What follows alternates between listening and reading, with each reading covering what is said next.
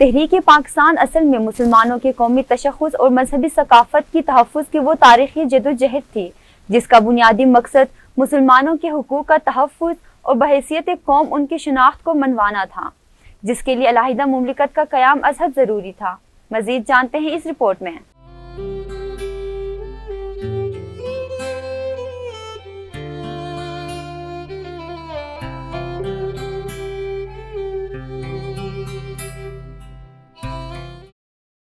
یوں تو پاکستان کی بنیاد اس وقت ہی پڑ چکی تھی جب 18 سالہ نوجوان محمد بن قاسم نے سندھ فتح کیا اور ملتان تک کے علاقہ میں اسلامی مملکت کی بنیاد رکھی۔ 1857 میں سلطنت مغلیہ کے زوال کے بعد جب آخری حکمران بہادر شاہ ظفر کو شکست دے کر انگریزوں نے ہندوستان پر قبضہ کی تکمیل کی تو انگریز حکمرانوں اور ہندوؤں نے مسلمانوں کو غلامی کے اندھیرے غار میں دھکیلنے کی مذموم کوششیں شروع کر دی۔ انگریز سامراج کو سب سے زیادہ خطرہ مسلمانوں سے تھا کیونکہ یہ حاکم قوم تھی، کسی وقت بھی سر اٹھا کر عظمت رفتہ بحال کرنے کی کوششیں شروع کر سکتے تھے۔ انگریز حکومت نے حکمت عملی اپنائی کہ ہندوؤں کی سرپرستی کریں اور مسلمانوں کی کمر توڑ دیں تاکہ یہ خطرہ ہمیشہ کے لیے ختم کر دیا جائے۔ انگریز سامراجی پالیسیوں کے تحت سرکاری ملازمتوں، کاروبار اور صنعت کاری کے میدان میں مسلمانوں کا عمل دخل کم سے کم ہوتا جا رہا تھا۔ غربت، بے روزگاری مسلم معاشرت کو تباہ کر رہی تھی۔ اس بے یقینی سے نکالنے کا کام سر سید احمد خان کی دور اندیش بصیرت نے کیا۔ اس مرد حق کے شناس نے علی گڑھ میں جدید علوم اور انگریزی زبان پر دسترس حاصل کرنے کے لیے عظیم علمی ادارے کی بنیاد رکھی۔ یہ ادارہ بعد میں علی گڑھ مسلم یونیورسٹی کے نام سے موسوم ہوا اور مسلمانوں کی ملی وحدت اور جد و جہد آزادی کا قافلہ سالار بنا۔ یہیں سے مسلم لیگ اور قائد اعظم کی رہنمائی میں دو قومی نظریہ پروان چڑھا۔ خود اعتمادی اور ملی یکجہتی نے قوم میں ایک نئی روح پھونک دی، قوم میں ایک نیا جوش اور ولولہ پیدا کیا۔ حالات تیزی سے بدلنے لگے۔ قائد اعظم جو پہلے کانگریس میں شامل تھے مسلم لیگ میں شامل ہو گئے۔ اس وقت مسلم لیگ کا نصب العین